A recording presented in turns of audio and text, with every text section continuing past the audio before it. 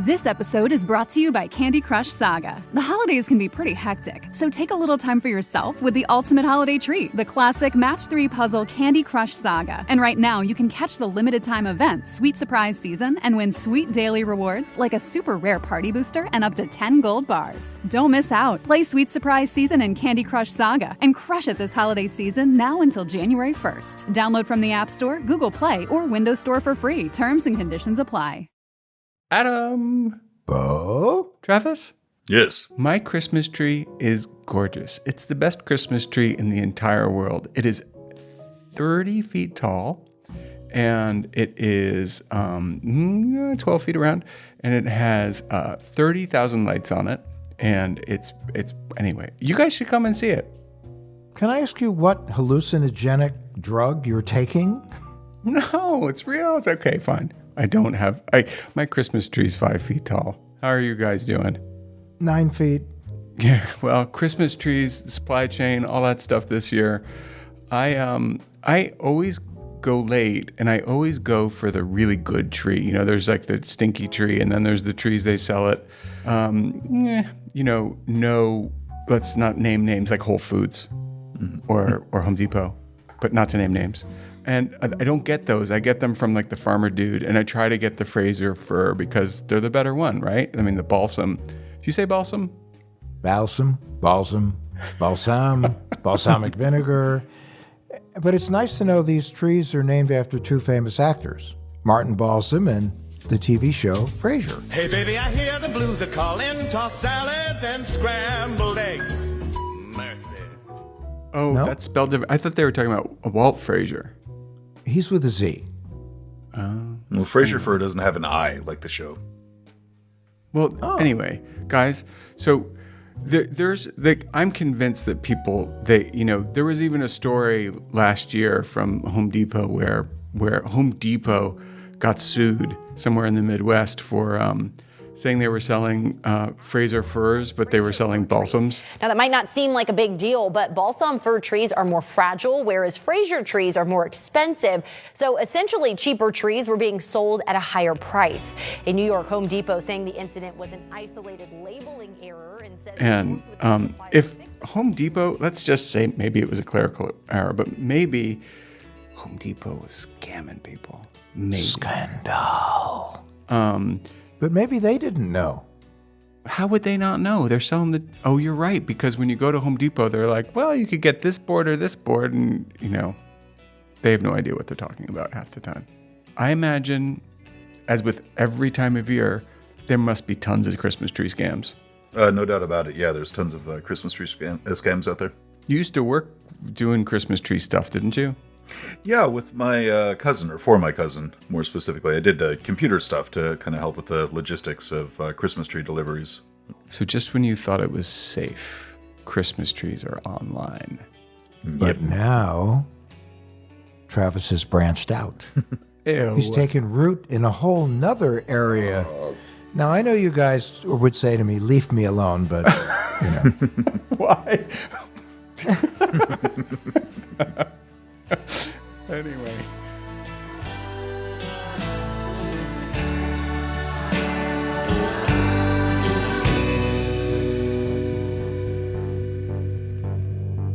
Welcome to What the Hack, a show about hackers, scammers, and the people they go after.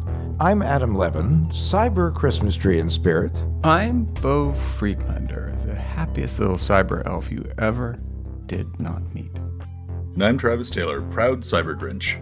And today we're talking with Harold DeLucia. Who is this Harry of which you speak, Travis? Harry's my cousin, actually, and he owns a Christmas tree delivery service. Who dealt with a tree scam of his own.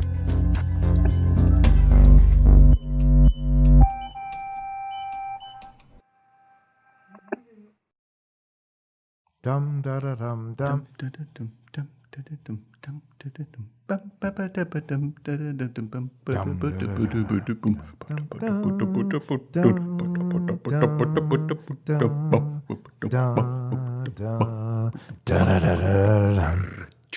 Okay. How's everybody doing? Herald of the Light, DeLucia. Harry, did you ever use Travis's voice at like for outgoing messages and stuff back in the day? I think we did, right, Trav? Yeah, we did, yeah. And a couple of times if a customer got unruly, I'd call and just be like, you can't do that. And then get right in line. Yep. Harry, we once had, one of the many times someone's been super mad at me, I had Travis call up and leave the following message. Ready? Bring, bring. Leave a tone after the beep. This is God. Bo is very, very sorry, and I want him to stop praying to me for your forgiveness. Kindly do so. Thank you. It didn't work. Or either. you will be struck by lightning tonight. Exactly.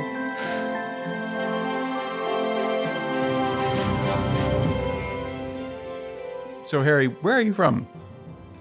I was born in Astoria, Queens, raised in Troy, New York, and grew up in central Jersey. So I've kind of been all over the Northeast there. Oh, where in central Jersey? Monroe Township, it's a Middlesex County. Yep. Was that the district you were gunning for, Adam? That was, in fact, one of the towns in the district I was gunning for in the 7th Congressional District many, many, many, many years ago. And you now live in Queens? No, I now live in Mayapack, New York. It's a nice little lake town about an hour north of the city. Oh, wow. It's beautiful up there. You live on the lake? I do. Harry, how did you get into the Christmas tree business? 2012, I was sitting on my couch in Astoria, Queens, in a basement apartment, and wanted to think about different businesses and such. And we saw a guy carrying a tree on the train. And my friend and I thought to ourselves, like, hey, like that's an idea. There's no Christmas tree delivery. There's people who don't deliver Christmas trees. And so we looked up Christmas tree delivery, and there was one company doing it at the time. The owners of the company, it's called Tyler's Trees. And they were guys with MBAs. One went to Columbia and Yale. And they were on CNBC talking about making six figures, having people order Christmas trees online and deliver them. So I started NYC Trees and basically did everything they did, but at a lower price point. And then within 3 years, we bought them. And then we ran both companies simultaneously with different price points. So Tyler's Trees for like the celebrities and the people, like the one percenters who had a bit more disposable income. And then we had NYC Trees, was a bit more moderately priced. So, Travis, you got the Tyler Trees, you baller, you. I worked on both, actually. Oh, you worked with Harry. Mm-hmm. So now both companies are one company now. This year is the first year we combine them into a rebranded NYC Trees. So this way we don't have to run two companies at the same time, have two different support staffs, two different customer service staff and such. It's a bit easier now for us. I wish I knew about you guys when I used to live in New York. It would have simplified things because, as you know, it's a real pain in the butt to be schlepping Christmas trees all over New York City. Yeah, and point, click, Christmas delivered, really. And this year we're expanded into Chicago and Philadelphia. So we have plans to go to Houston, LA, Miami, and Boston in the coming years as well. So you can now teach us something. So were the 1% trees all Fraser and the NYC trees back in the day balsam? Is that like, and how do you say balsam or do you say balsam or what do you say? You're right, balsam. Yeah, the trees for Tyler's definitely were like picture perfect Fraser trees that people wanted to pay the top dollar for to get that highest quality product. For NYC, we sold a mixture of balsam and Fraser. And people are buying organic trees now, right? Like that makes a huge difference. Yeah, it's the big thing for people is sustainability. You know, they think like, oh, you're cutting down a Christmas tree. How dare you? It's just for 3 weeks of a holiday season. What they don't realize is during that time that Christmas tree is in the fields, it provides habitat for birds and animals. Okay, it absorbs CO2, releases oxygen. We all know that. But when it's cut, the farmers replant 2 to 3 seedlings in their place. So, and then when the trees are, after the season, the trees are removed from the people's house, they get turned into mulch for city parks and schools. Yeah, and it's also, those trees are basically, I mean, it's just another agricultural product. It might as well be asparagus. I mean, they're grown and cut, and right? Yeah. Big asparagus. I think I said the trees release oxygen. I mean, absorb CO2. But Well, think of it this way: good for people, bad for the trees. Oh, did you say that you said it backwards? You said they absorb. Yeah, it's okay. Those trees, you should kill them. You should kill those trees for absorbing oxygen that we need. The bums. Yeah, exactly. Well, if the Sierra Club is around here now, we'd all be in trouble. Remember, only you can prevent forest fires. So you, Travis was telling us that he worked for you, which we didn't believe, and I hired him years ago. So I almost called you for a reference. It's nice to see you and nice to know that he actually wasn't lying, that he worked for a Christmas tree company. But he did tell me years ago that there was some kind of scam afoot at your company. What happened? Yeah, so we had a delivery, and at the time we didn't know it because our drivers, they get paid for the tree. Every tree they deliver, they get paid. And a couple weeks have passed, and then we got a charge back where a customer who ordered, I think, like a $400 tree or $500 tree package, and we got a charge back, and we said, hey, that tree was delivered. We checked with the driver, but then once we gave the driver the address, they said, oh yeah, there was something really shady about that place where the person instructed them just to leave the tree outside, and they didn't want to. Is that unusual? Very unusual. Yeah, because the service is to deliver the tree inside, install it, and so the customer doesn't have to. Wait, install? How do you install a tree? What, you mean you just put it like in the stand? Yeah, exactly. Wow, that's high touch stuff, man. Yeah, so the tree goes into the stand, and then the stand. Oh yeah. You go inside the house. So usually you would deliver it. So they basically bought a tree and kind of put it where you would put it if you were throwing it out, or what? Yeah, they asked them really shady, like, just leave the tree outside. And my guys were like, to them, that was like, oh, this is an easy delivery. We don't have to take it in. We don't have to take it up the flights of stairs and mess with the trimming inside the house. And they just left it and went on to their next delivery. Little did they know that person bought that tree with a stolen credit card. And it wasn't just a stolen credit card, right? Yeah, it was a Marine that was deceased that actually has like a really nice record of his life and his volunteerism and things that he did. And like, that's his one way that they honored him, to like steal his information, buy a Christmas tree under his name. And then when that chargeback occurred, we still had to incur the charges for it because it was a stolen man's credit card.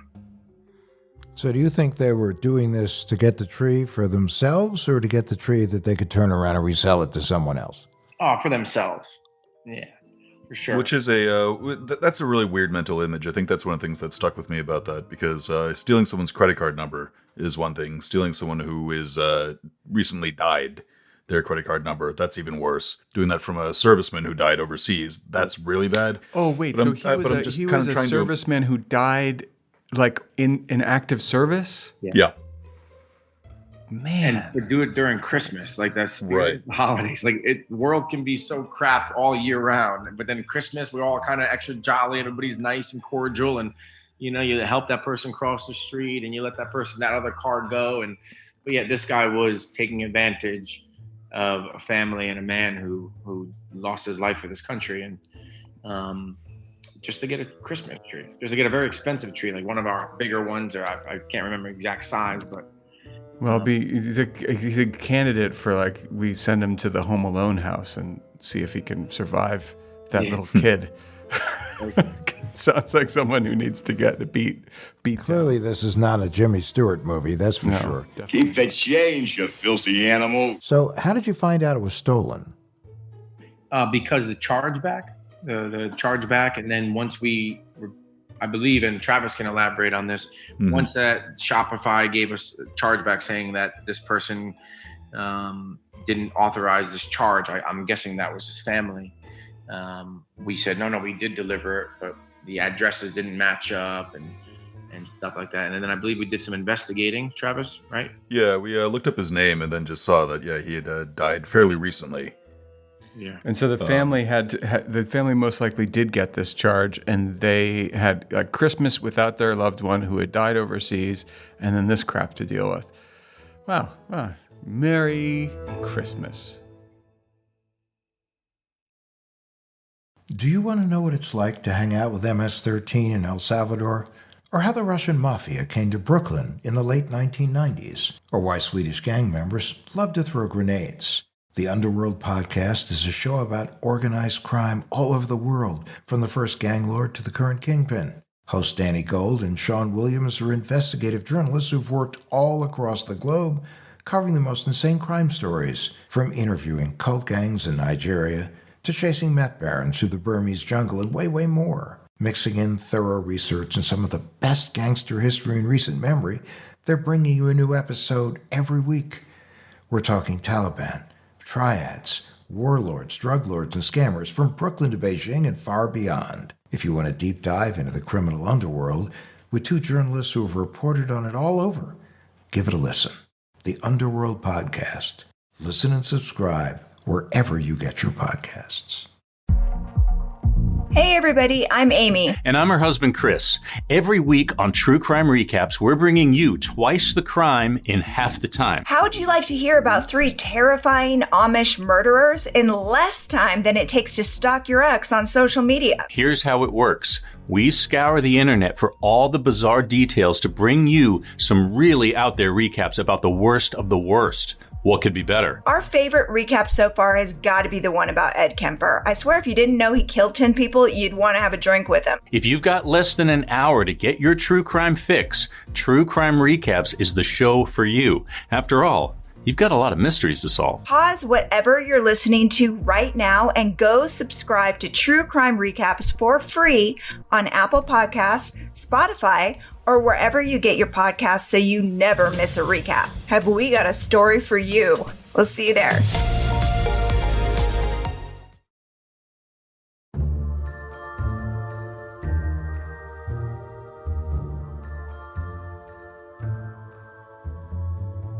This harkens back to a situation many years ago, and there was some press coverage of it, but then it disappeared, is that a number of people who had been dishonorably discharged from military bases around the country, paid off people who were still working on those military bases, got access to thousands upon thousands of files of people who were attached to that base. And when those people were deployed overseas, and only when they were deployed overseas, did they then take that information and do identity theft against all of these people.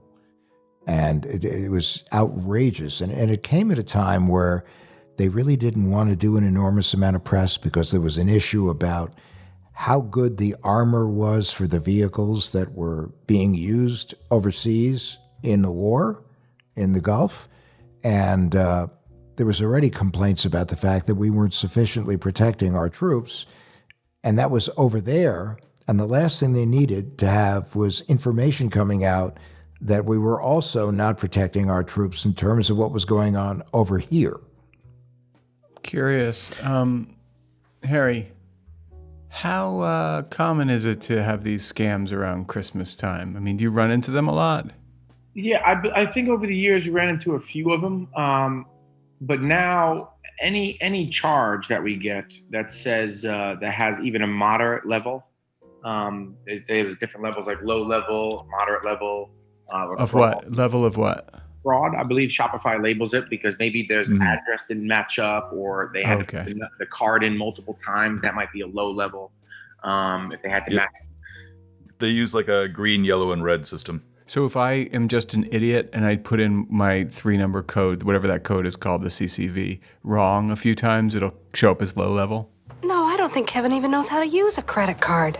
I believe so. And I don't know exactly the code, how it works, and that's only out of the thousands of orders, you're only going to get a handful that might be low level. Okay. So that's maybe the address doesn't match up with the credit card that's normally on file or whatnot. Most of the time, it may be somebody from the UK ordering a tree for someone here, and it's just a low level because it's flagged that here's somebody. But you let it go through then, or you don't?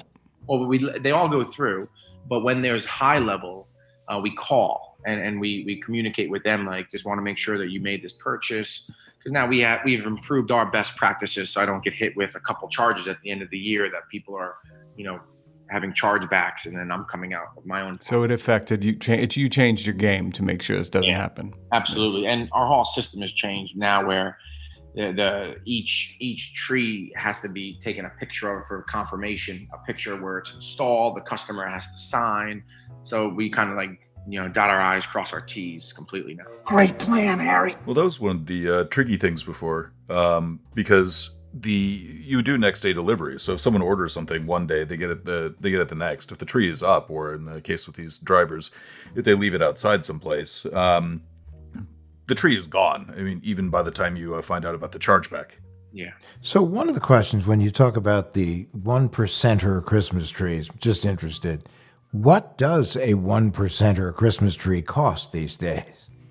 The packages vary, but each package comes with the tree, the delivery, the installation, a tree stand and such, as well as the skirt for the tree. Lights? Yeah, that's an add-on. They can get lights. We have a decorating team of about 15 people that go decorate trees. We did trees like Washington Square Park. But to answer your question, they range from about, I think a 4-foot tree is like $159, all the way up to a 14-foot tree that might be like $1,400. $1,400 for what? Is it decorated? Does it have like living elves in it that make coffee for you? Something like that, yeah. But it's a beautiful 14-foot tree that's cut to order and delivered at the time that they wish, and set up into their home or outside. With ornaments and all that? No, 14 is just for the tree and the delivery and the installation. If they wanted to add on the decoration service, it's more money. What's the top dollar? Come on, biggest, like if they want little caviar buckets all over the tree, how much is it going to run them? About $8,000. Nice. We do a tree in Jamaica, Queens for the Lions Club.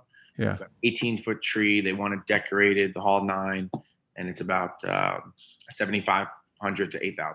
Wow. Well, I do remember one year where you had a 30-foot tree requested, right? Yeah. Was that the Washington Square Park one? Yeah, I think so. It was this huge thing that, like, with having to install it outside, making sure it wouldn't blow over in the wind and all that. It was pretty detailed. Yeah, I personally don't sleep some nights because, like, for instance, where the bull is in New York City? There's a famous the bull that people that go there and grab the bull's testicles for a tourist visit.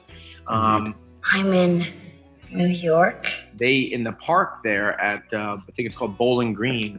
At Bowling Green, we put up a tree, but he wants the tree on top of a stand. And what that entails is us putting a 12-foot tree on top of a 5-foot stand, and then I have to tether it with metal wires. And when on really windy nights, I don't sleep because all I can think about is that tree falling down, hitting a tourist, that tree falling. So I'm not too crazy about putting trees outside, but we do that for people. But the Diker Heights stuff. Now, if you don't know what Diker Heights is, I'm sure you do. Diker Heights is an area in Brooklyn where people have a fair amount of ducats in the bank, and they spend it all on Christmas. And so you can see houses with hundreds of thousands of lights out there, and like they have a Santa Claus. There's one that has like a 20-foot sculpture of Santa Claus that swirls around.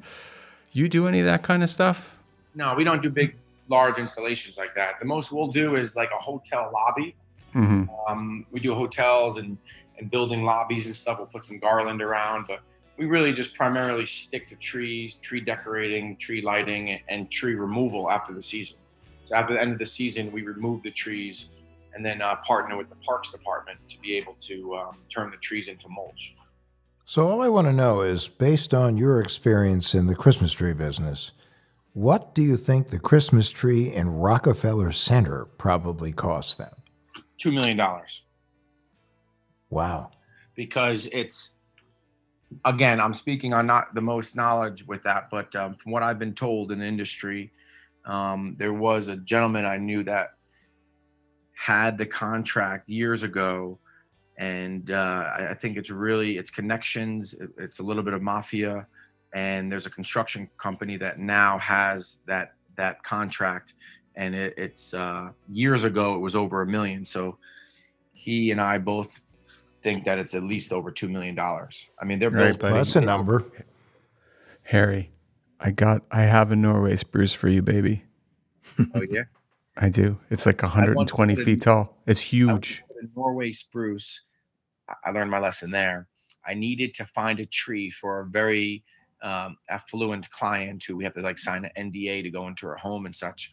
And I can't release her name, but she has a staircase that goes all the way up, and we put It was Rihanna.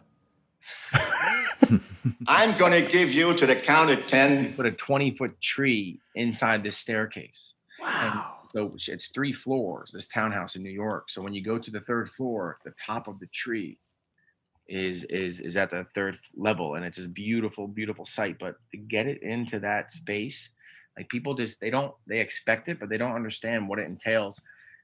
Just to be able to maneuver a tree and stay away from the staircase, and then we have to trim it to make sure it's perfectly fitting and not overlapping the banister as it wraps around. And you know who you should hire? Sorry, the Grinch who stole Christmas was really good at doing that with like the chimneys and stuff. Yeah. So. How do you, like, for instance, how do you get big trees into skyscrapers in New York? It's difficult. I've left a tree in a hallway before in the Trump Tower because people order 13, 12-foot trees, and the elevator is 9 feet. And then I'm waiting 2 hours to get into the Trump Plaza, and there I'm cutting it as there's like restaurant staff and hotel people are like walking over the tree. I'm cutting 2 feet off this tree, and then we still can't get it in. And it's just like, listen, we're leaving this here. It's a nightmare. So the last thing I want to ever do. Last year, for a country music star that was in the city, we delivered a 13 or 14-foot tree. He let us know that it was probably not going to fit up the elevator, but just failed to let us know about the 10 flights of stairs, and the stairwell was not very wide. So me and 4 or 5 other guys, it was horrible, but we got it done. We just took it level by level, just fitting this big, massive tree around it. The entire space that we had was the tree, and we couldn't even be on the side of it. We had to be like at the end because we couldn't fit. But we got it up there and we installed it for him. Then he asked us to remove it. And I said, we'll remove it, but we're going to cut that in your apartment. And he was cool about it. So we just cut that bad boy in the apartment and took it down in like 4 or 5 pieces. Yeah, it's like, so how do you feel about chainsaws, my friend?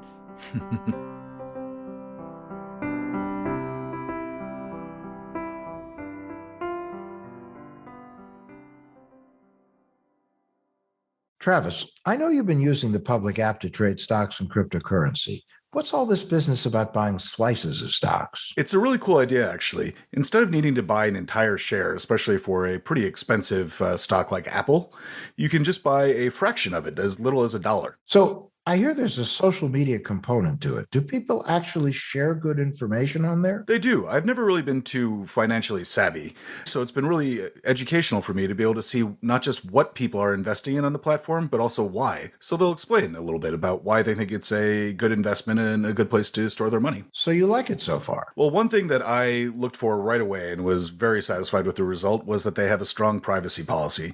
With a lot of financial apps and a lot of trading apps, they will actually sell what you're doing to third parties, and public.com does not do that. So from a privacy standpoint, they're really solid. That sounds great. So how do our listeners get active on Public? It's really easy, actually. They can just go to public.com to download the app, and they can start investing with as little as $1, and they can get a free slice of stock of up to $50. And if they want to help us out, they can just go to public.com/whatthehack and sign up with code whatthehack. That's all one word. Valid for U.S. residents 18 and older, subject to account approval. See public.com/disclosures, not investment advice. We love our What the Hack guests and their willingness to share their experiences in the shadowy world of cybercrime. But that said, you probably don't want to become our next cautionary tale about all the things that can go really wrong online. These days, you need an internet security solution that can detect and block threats like phishing email and ransomware files before they get to you. ESET Internet Security does just that, and a lot more. ESET Internet Security protects your online banking and payments by providing a special secure browser for financial transactions. It alerts you if someone's trying to access your webcam and keeps you invisible to hackers when you're using public Wi-Fi. Best of all, ESET Internet Security provides anti-phishing technology to block attempts to steal your username and passwords. Because we all know what criminals can do with those. Right now, you can try ESET Internet Security free for 30 days. Head to try.eset.com/hack to claim your free trial. That's try.eset.com/hack.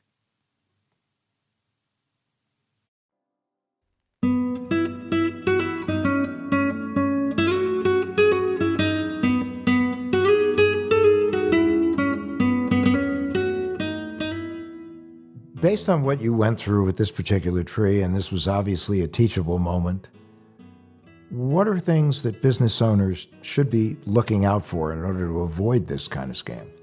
Definitely the fraudulent checks in the back end. Even if it's low, moderate, or high, to have one of your customer service or administrators check that out and give them a call and confirm with the owner of the card or with the person whose name is on the order if the charge is accurate, if they authorize the charge. Well, that's, again, that's what we always tell people is that, go to the source. And that's very important to do, because if you don't go to the source, you could be sorely surprised by the results. So you're right. Yeah, you're on the hook for the loss. No one's going to cover that but you. So if you don't do your due diligence and you don't do the best steps to not allow that to happen, you may pay the consequences, as I have had to. So I have a question. So with a credit card chargeback, there's no insurance that you can have that protects the business against, let's say, a wave of these chargebacks? Or it's all on the business owner in order to make absolutely sure to confirm all the details and make sure you're dealing with the right people? Well, from the past, they've asked us information like proof of the tree delivery. And then we can show them like, look, this is the confirmation of the tree, the purchase order. This is the confirmation from the driver. But without actual evidence, like a picture, like what we have now. Right now, you go into the house, our drivers cannot, on their app, they cannot go to their next delivery and tree order without finalizing the one that they're currently on. So it needs a picture. It needs to be a picture of the tree standing inside the house. And then it needs signature authorization from the person who ordered it or a family member that's in the house at the time. So those steps in place protect us from this really happening ever again, hopefully. Well, one of the other things too is I know you can adjust the settings in Shopify and other e-commerce platforms like that, just to say that you won't even accept something if it has a certain level of risk, but also the payment processor. That can be configured too, that you can say, if the address or zip code doesn't match, you can say that you just be like, that's a deal breaker, and you can have it be blocked off immediately at the checkout. So have you found that it's better just to do that, just to err on the side of caution more? Or do you think that would cut into your business too much? Yeah, I out of the a couple thousand trees online that we do, I only see maybe a couple of like ones that have risk of fraud on them, and they're low typically. But that's a great point, and I don't think we've ever explored that. And maybe I'll bring that up because that would to eliminate. But would it cancel an order or two? Would it prevent somebody from purchasing? Possibly, but then they could reach out to us and say, "Hey, I'm trying to order a tree. It's not going through," and then we could capture their order that way. But yeah, I'm wondering, like, also just on your website, there are ways in which a website itself can be affected by hackers who are trying to capture information, trying to capture money. And I don't know, like, the thing that comes to mind is the Magic Cart. Or Mage Cart, yep. Mage Cart. What is Mage Cart? Mage Cart's a type of hack on e-commerce sites where they, for the most part, they put something called a listener in the code. So when a customer is entering in their credit card number, this will actually intercept that. So how do you protect against that? One of the big ones is that you need to vet the types of plugins or extensions you're using on a site. So for instance, Shopify, but same as any major e-commerce site, it's going to have little add-ons that you can do. So if you're going to be doing, say, local delivery, that's an extra little application that you're putting on there. And It's unlikely that Shopify itself would get hacked, but all you need to do is hack one of those plugins, and once you hack one of those plugins, you can install that. And is that open source, Travis? Can anyone get into those plugins? And Shopify is not. Shopify is closed source. It's a little bit closer to the Apple App Store. Okay. But WooCommerce, which is the most widely used, and Magento, which is what MageCart's named after, those use a lot of those. That's how both Macy's and Ticketmaster got hacked a couple of years ago. No one actually hacked Macy's.com or Ticketmaster.com, but they took over an open source plugin that hadn't been updated in a while, and then they just added a little bit of code saying, every time a credit card is entered, just steal that info. And for a very small amount of money, Harry, we will let you talk to Travis about what to do to protect your site from MageCard. Nice.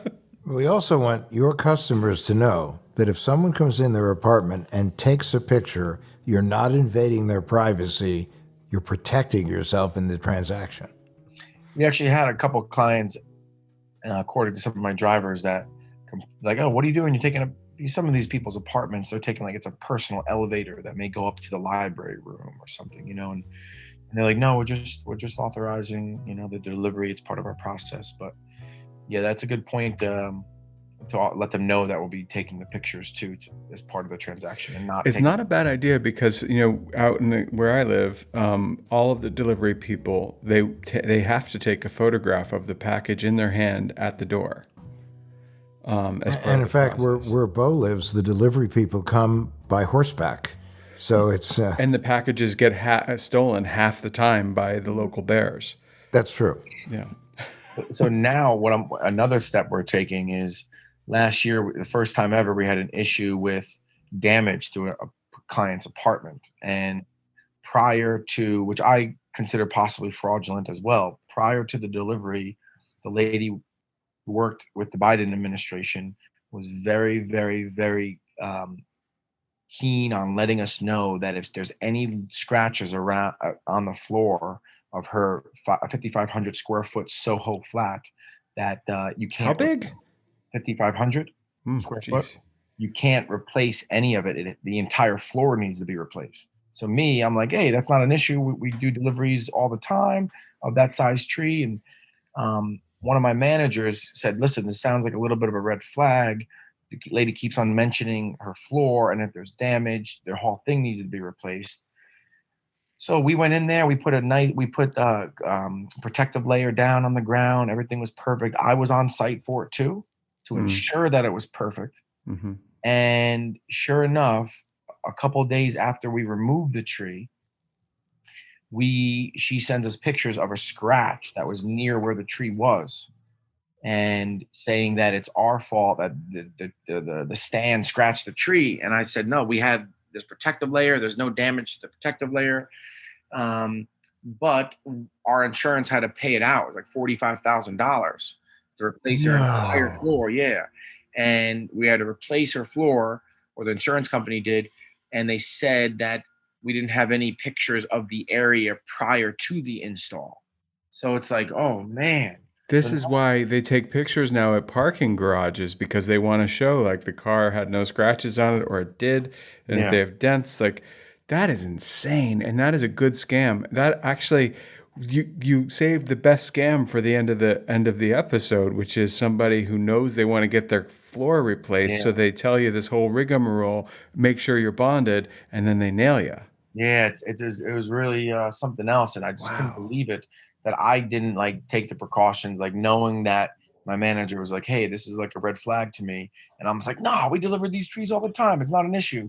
Sure enough, a 4-inch scratch, who the lady says she had trees put in the same spot every year. So that might have been the company. It was called Soho Trees that typically did her tree delivery, one of our competitors. And then they were out of business last year due to COVID. And then they had us come and deliver it. And who knows if that damage was from the year before. I can assure you that damage wasn't from us. I was there for the entire install. There was never a scratch, never a concern. Okay, so if you listen to our show, I want to point out that even though it's not in the Bible, this is against the rules.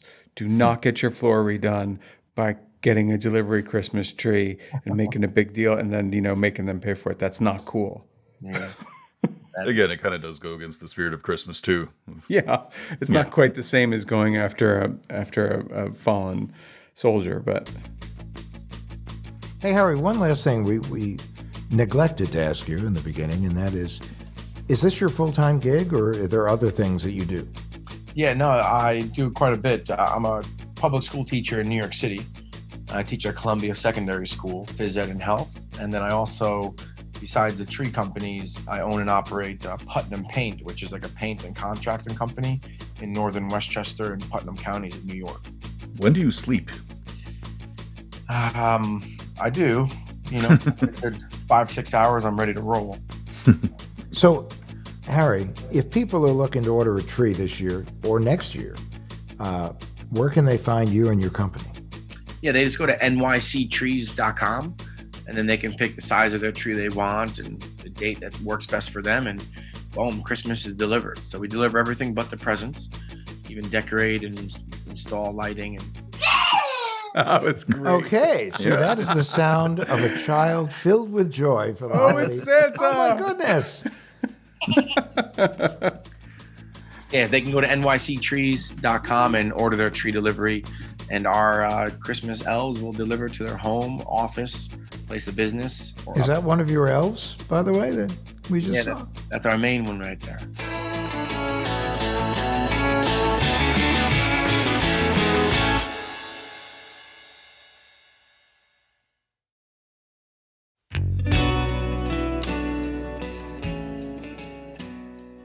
Hey, Adam, did you get any shopping cards? You get any of those store cards? What do you call those cards? Gift cards? You got them? I mean the gift cards, the ones that you send me, you send me an e-card with the gift card attached to it that I'm supposed to click on the attachment, and then all of a sudden you're in my computer looking at every keystroke. I send you. I know because you do pretty okay. So you got you make good coin. So I always send you ones that I've already spent all the money on because I know you're not going to use them.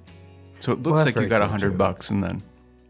Yeah, and now advice on gift cards. First of all, make sure that you get a gift card from a reputable source.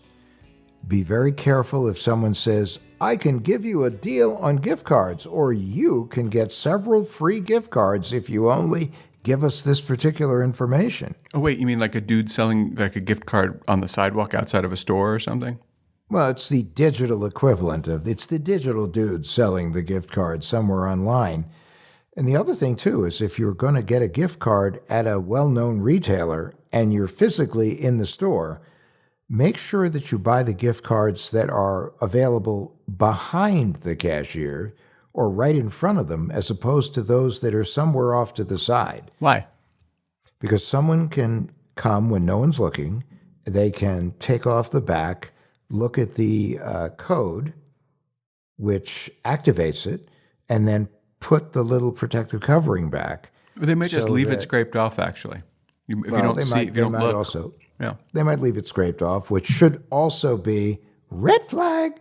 If you see that the covering for the authorization code is not there, that should be a huge red flag. Travis? Yes. What do you have for advice on Christmas? If you're ever shopping for a gift online and you see an ad for just the must-have gift like PlayStation 5 or what have you at an unrealistically low price, it's unrealistically low because it's a scam. I think that's one of the ones I see most commonly. A lot of these places will run an ad on Facebook just until they get caught.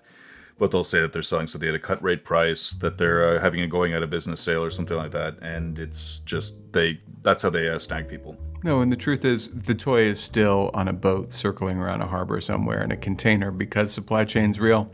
This year's going to be hard. Yeah, and there's so many shortages this year that I think that scam is going to be really popular this holiday season.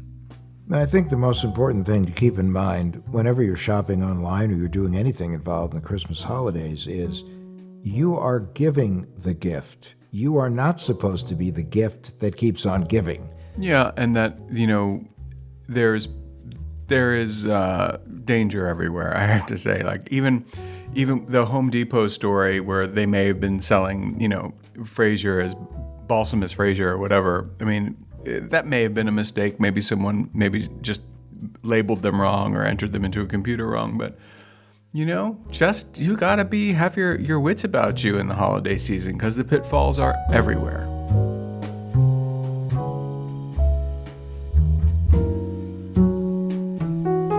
So listen, if you like What the Hack with Adam Levin, Get down on your knees and tell me you love me.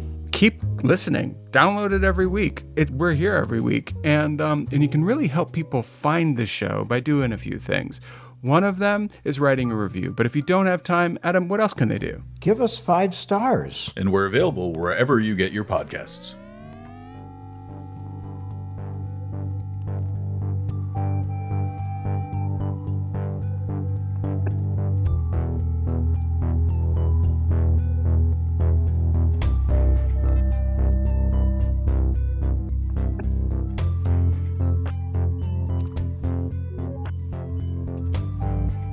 What the Hack with Adam Levin is a production of Loud Tree Media. It's produced by Andrew Stephen, the man with 2 first names. You can find us online at loudtreemedia.com and on Instagram, Twitter, and Facebook at Adam K. Levin.